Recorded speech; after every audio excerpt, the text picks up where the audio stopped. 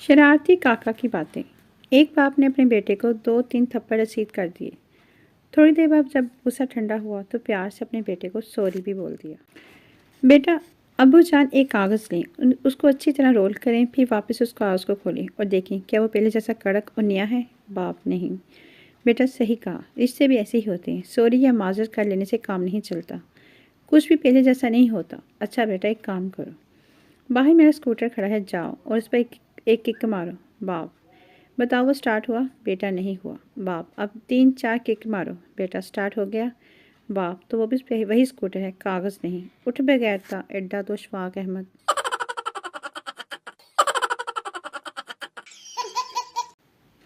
Joke. बीवी, मैं आपकी सालगिरह के लिए बेहतरीन सूट लाई हूँ।